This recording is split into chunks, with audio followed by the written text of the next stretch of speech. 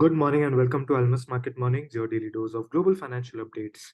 The FOMC starts tomorrow and is most likely to remain one of the highlights for this week, even though it is expected largely that the Fed will not hike rates. But the driver of the dollar would be how the Fed positions itself vis-a-vis other developed market peers. Will it be dovish like the ECB or will it follow data-dependent approach? We'll find out soon enough. Things on the geopolitical front isn't all that better, with Israel carrying out ground operations inside the Gaza Strip, and this has led to gold hitting the psychological mark of $2,000 an ounce. Good morning, Jackie. Let's talk about the themes markets will focus on this week. Good morning, Swaraj. Yes, first to answer your question, I think Fed will stick to the data-dependent approach and more than any other central banks, I would say, because if you look at the US numbers, they have been coming quite strong so far, and there is no sign of recession. It's all still in expectations, and that expectation has been there for quite some time. So that being the case, I don't think the Fed can keep loosen its approach. So they will be on the vigilant side and on data dependent approach. Yes, the what to watch in the market. Of course, the war is still occupying major attention from the market. It's not seen any easing with intensified strikes by Israeli forces on Gaza. And also its prime minister announcing second stage of the war, determined to get back the 229 hostages taken by the militant group from Hamas. At the same time, Palestinian death toll is reportedly above 8,000 as per reports, and so that cannot rule out a wider escalation that will keep the market on the edge. So the war news offset any uptick in yields based on overall PCE numbers remaining firm, and particularly on the core. 30-year remains positively above 5% and 10-year supported above 4.8%. Even a higher for longer reiteration by Fed when they meet on Wednesday will take a backseat if the war does not does not de-escalate rather.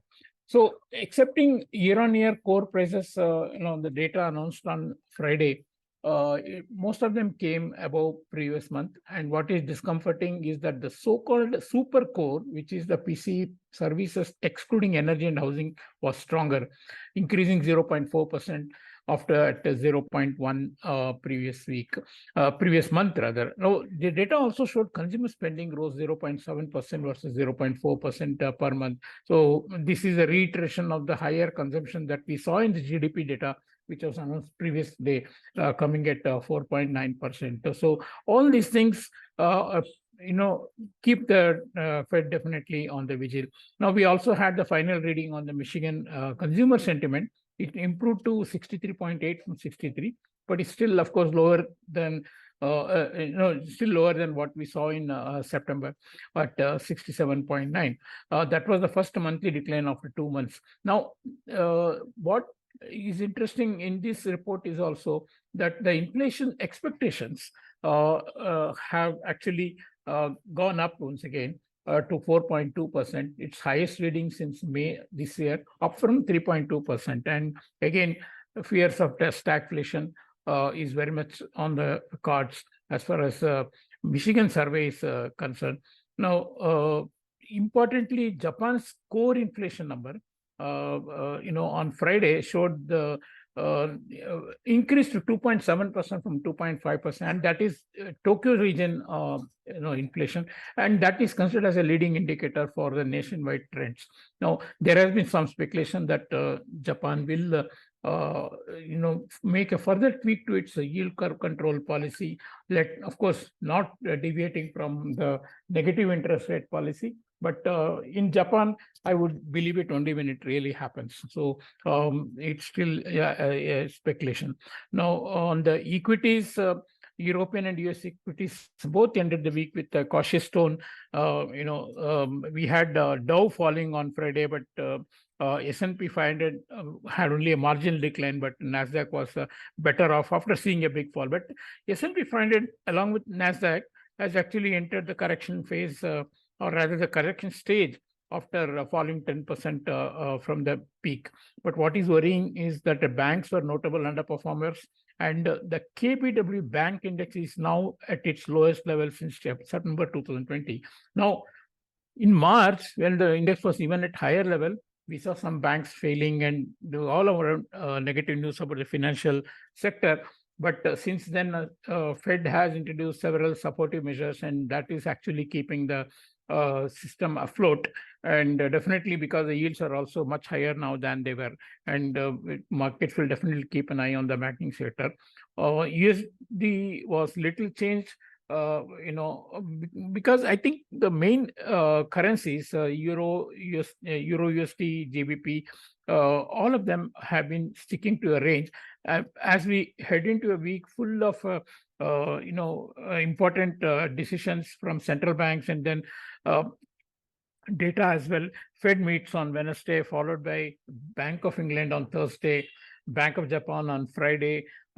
Most of them, or rather all of them, expected to keep the policy rates unchanged, but what they give guidance as to the future meetings is what will attract the most attention of the market. Then, of course, finally we have the non-farm payroll number on Friday, which is once again a number that will keep the markets highly focused, because last month we had a blockbuster number, but then market did not react much, seeing the details of the report and all other indicators, like ADP and the JOLTS data had given somewhat a subdued number. So it will be interesting to see what those numbers come in this week. So that's the focus: central bank meetings and the US data, and of course the war. These are the focuses of the market. On the rupee, we had a small strengthening phase last week when it came down to 0.5, but since then steady buying and back near the all-time highs.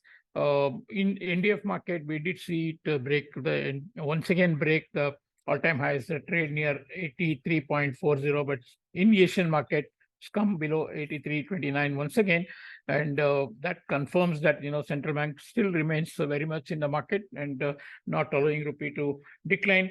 I'm still watching the Chinese yuan moves, which is also very close to its October last year's high, and rather USD yuan remains at last October's high, and rupee, which closely tracks it, would probably be a trigger if RBI wants to let the rupee's value adjust to itself. But in a very short term, I'm seeing quite a few of the Asian currencies are seeing some relief rally today morning. But no real substantial reason is seen. Perhaps the overwrought conditions are weighing on them. We'll see whether similar factor plays out in Indian rupee or not. Thank you. Thank you, JK. And this week's major theme is, of course, a lot of the central bank meetings. This week we have the Fed, Bank of Japan, as well as the Bank of England meeting. All of them expected to not take any decision on the rates front and keep things as it is. With Fed, of course, we'll discuss the expectations going forward, but as of now, it seems they'll be sticking to a data-dependent approach as the data from the economy is still coming out strong. On the yields front, 30-year yields is comfortably trading above 5%. Consumer spending in the US for the month of September rose while inflation expectations have gone up as well. And for rupee, rupee continues to be in a range. In the NDF markets, we saw some trading above or around 83.40, but once again, it's back in the range. So it will take cues from all these events, as well as whether the Asian pack further depreciates or appreciates. That's it from us today. Thanks for listening. Tune in tomorrow for the latest in the financial markets.